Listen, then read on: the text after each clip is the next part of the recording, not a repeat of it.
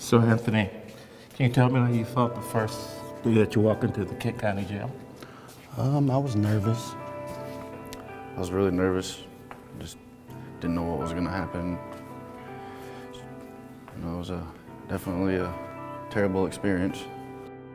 So tell me about life before jail.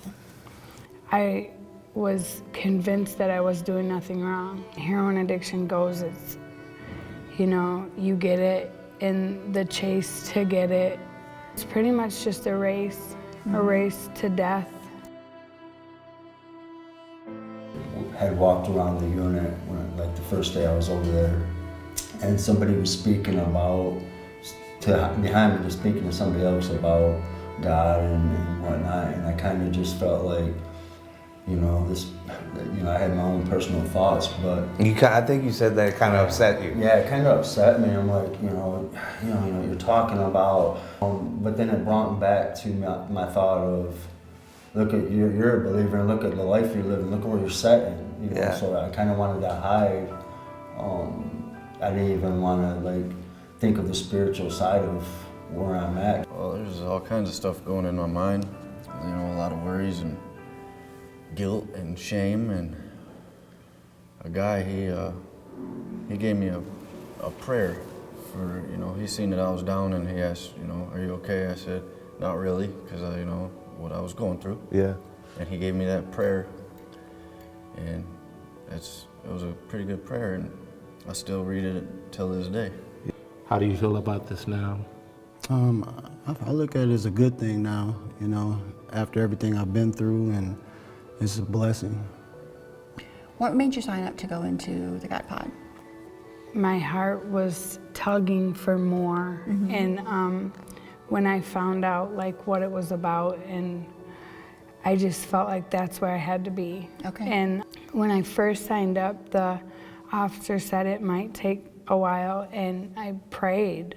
I didn't even really know how to pray, but I prayed, and when only a few days went by and I was moved, I knew that God was moving and God was doing something. And now you're in the Biblical Life Pod. What's taking place that you feel a change happening in your life?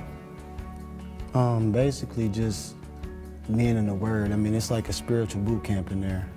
Every day, as we'd be doing something to do with the Bible, which I never knew nothing about. Having guys come in and preaching to you every day, it really just gets you into a new habit. So it was just a new experience for me, and it felt good to learn that God was there for us forever, and I never knew that, and it was just an amazing feeling. What is the biggest thing that you learned while you were in the God Pod? God wants us to live this life focused on Him and not be consumed with the darkness of this world, but to have joy and contentment from Him, and that He wants your life to be completely surrendered to Him, and He enjoys to show up and show out. How is this going to change you for when you leave here and interact with your family? What are the implications now when you leave? The biggest thing is I have forgiven myself with the power that God has given me to do it, because I've been 40-some years, I've tried to forgive things and get over things, and I've never been able to do it, and I've always held a grudge, and I'm gonna show you, I'm gonna get you before you get me. And now after this, I don't have that anger, I don't have that, it doesn't even matter to me no more. Yeah. For me alone, you've affected me more than anything has affected me in 40-some years. Amen. And the people that make the Biblical Life Pod can reach the people that are really, truly sick. This is where it all starts. For me, this was the pivotal point. And I believe that in a lot of people's lives it is. So you got a tattoo here, a tattoo with the cross, and you got your children's names. Yes. And you were telling me that at the time you got that cross, you didn't even really know the implications of it. Correct. I know your children are important to you, and how has that changed now? My children are my world, of course, but God is in the middle of that, and He is expanding my love for them even more. So it means a lot now. He's there with me as well as my children. It has a whole new meaning. Yes. And God has a whole new plan for your life. Before I came to jail, I was completely separated from my family and my children. And I think just through the classes and the material, it allowed me to work through who I am and to grow into the mother and the daughter and the sister that I needed to be. So if you were in front of people that were thinking about volunteering with the ministry or thinking about giving financially, what would you say to them? How would you encourage them to support this ministry? I would tell them that it is a very good ministry, and there's a lot of good guys in the ministry, and it impacts a lot of people's lives. I would just like to really encourage any volunteer to come in and to give their testimony, you know, even if it's just, you know, it could be anything, but just to say what, you know, the glory that he has did in your life. You guys are the hands and feet of Jesus.